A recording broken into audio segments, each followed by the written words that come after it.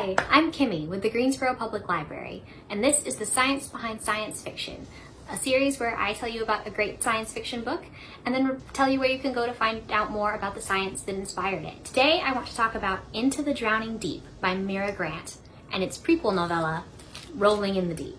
Rolling in the Deep tells the story of the Atargatis, a cruise ship that sets sail with a film crew, a group of scientists, and a troupe of trained performers.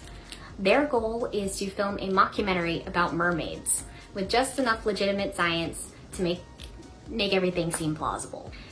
The Atargatis is lost at sea with all hands. When it is eventually recovered, all that is found of the passengers and crew is some chaotic video footage showing something terrifying and impossible. Was this all a publicity stunt? Was it an elaborate hoax? Did they actually find proof of mermaids? Into the Drowning Deep, the main novel in this series, follows Victoria Stewart, who is haunted by these questions. 7 years ago, her sister was one of the crew of the Atargatis, she never returned. Now a marine biologist, Victoria is determined to find the answers.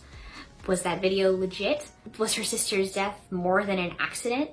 When Victoria is offered the chance to join a new expedition to the Marianas Trench, to that same region where the Atargatis disappeared, she jumps at the chance.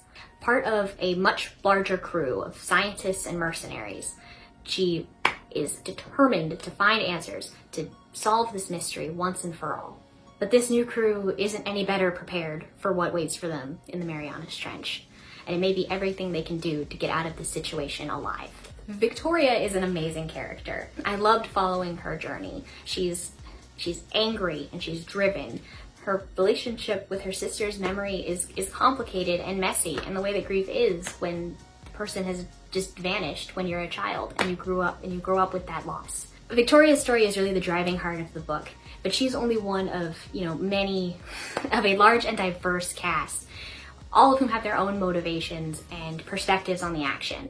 This actually really feeds in well to how beautifully this book builds suspense and tension, because with such a large cast, you really get the feeling that anyone can die. It really builds stakes, realistic stakes. My co-writer, Paul. It builds realistic stakes that are just like the backbone of any great horror story, and it really contributes to the lingering sense of dread throughout the entire novel. Mira Grant is also really well known for doing her research. You come out of this thinking, well, but what if mermaids are real and this is how they work? And it will definitely this book will leave you thinking twice about your next trip to the beach. So while mermaids aren't real, probably, there are plenty of just weird and amazing creatures that we have discovered down deep in the sea. If you're interested in learning more about the science brought up in this story, the Greensboro Public Library's nonfiction collection is a great place to start.